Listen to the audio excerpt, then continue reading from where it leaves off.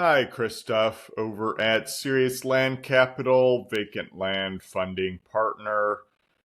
Today wanted to give an update on the land pricer progress here. Yeah, I know I had given a pre-launch podcast update a few weeks ago, probably 3 or 4 weeks ago. And things have been delayed here. There's no other way to break that news. To give you kind of the down low is the most critical feature to even begin beta testing or even more extensive internal testing was the actual pricing summary feature for the software. In the name of the product, Land Pricer, you would expect the product to price land. So when it doesn't perform that function, there's a bug there. Everything else is effectively blocked, right? Like no matter if we had brought in other beta testers, yeah, you could test out the UI, UX a little bit, but most critically, the core feature everybody is going to be looking for is, does this thing actually price land with accuracy here? Everything else is kind of a side feature. So I had put in a bug report over 2 weeks ago, expressed the urgency to solve this as it was blocking me.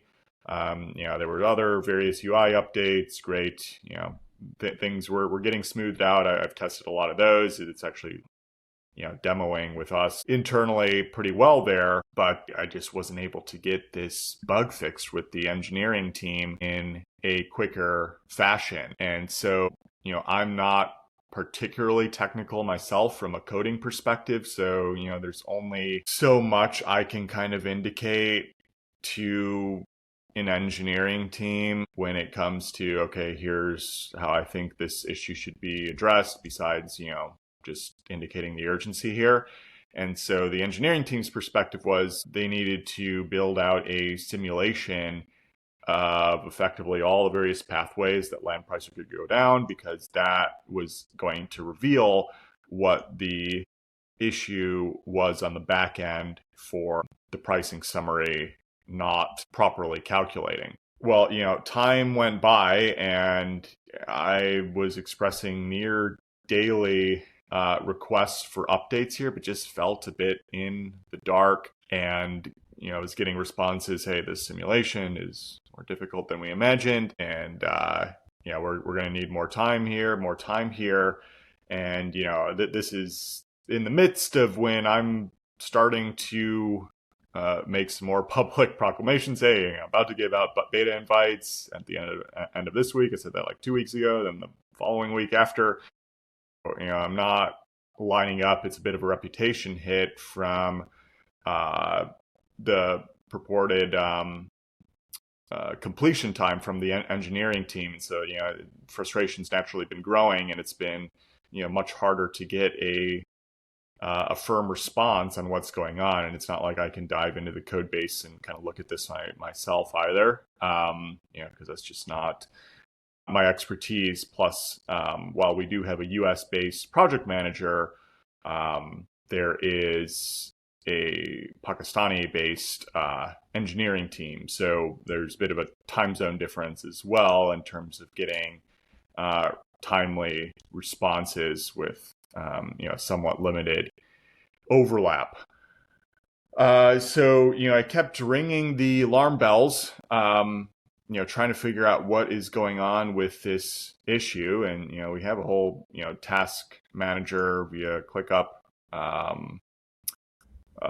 which is, similar to like an Asana, if you're not familiar, workflow manager. But, I was only able to glean so much there.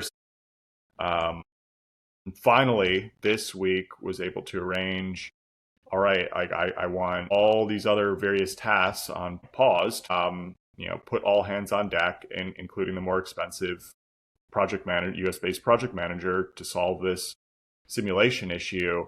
What is preventing this from being done, within a day, right? Like it's kind of, something that Hormozy would always point out. It's like, okay, what most people think can be done or expect to be done in a week, why can't you get it done in a day or even within a few hours? So I'm always thinking about how do we drive those processes further. And admittedly, there's only so much control I can have as a client, right? This team is not, they're not internal hires within my organization. So I only have a little bit more indirect control. I mean, I could just stop paying, but we're so close to the end there. Like it's a tightrope to walk when it comes to organizing labor within your enterprise. So we had a team meeting today, and it just felt like the wrong person was working on the simulation. I was seeing hours logged, like 30 plus hours on this, which would cost me over $1,000 US, when it seemed like we were basically still at square one, that it hadn't been approached in the right way. Now it seems we have the right person on it, and I should have an answer in regard to debugging that pricing summary, but they're also taking a different approach to manage that. And naturally, as I was listening to all this, like, my frustration was just kind of growing there. I'm like, the money is one thing, but the time is more important. Like, I've been pointing out the urgency of this for over 2 weeks. Why are we in this position today where it only now seems like things are clicking to head in the right direction, and that urgency is being addressed? So that message seems to have been made more clear across the team. Now there's definitely kind of cracks in the armor here with a team I've been working with for months, and has largely been a positive experience. So I hate kind of just going into complaint mode, or looking at, hey, why didn't this happen fast enough, and all like that. That doesn't actually help things correct the underlying problem. Time got wasted. Okay, we're well behind schedule, we're over budget, but what's the process to move forward here in a more efficient and effective manner, without getting into this situation again? So that was the approach I was really trying to take. And just also having to massage personalities, and real people involved. It's not like, hey, we're just talking to AI here, at least not yet. So just coming in as overbearing and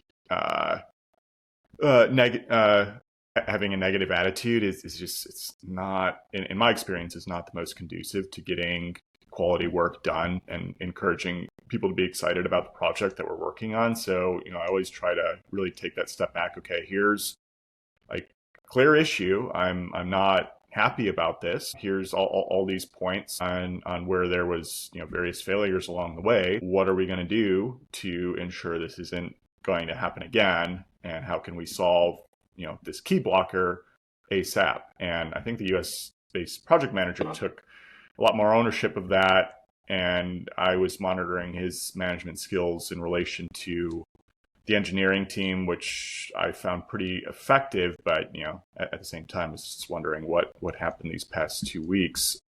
This seems like it's something that could have happened day one when I first pointed out this issue.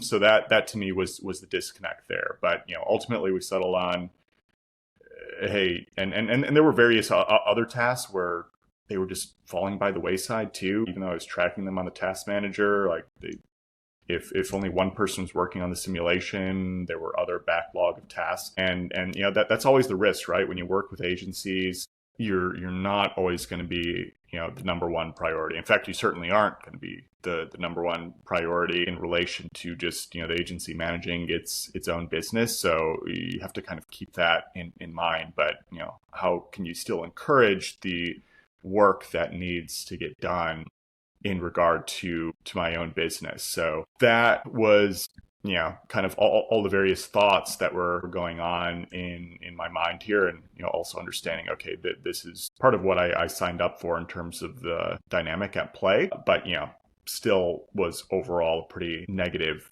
couple of weeks that have pushed us back significantly. So now we're having full-on daily meetings where I'm going to be attending all of them as well. I mean, these are key timings for me. Like, it's a bit distracting, but I feel like at the moment need to be paying even more attention, even if a lot of these discussions are quite technical and a bit above my head from expertise perspective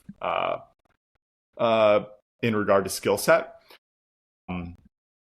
But it at least kind of shows, hey, there's even more presence involved from the client side to make sure that progress is being made, and that key blocker in place is supposed to be on my desk, worst case 7 a.m. tomorrow. That seemed to have been made clear by the project manager, so I will update accordingly.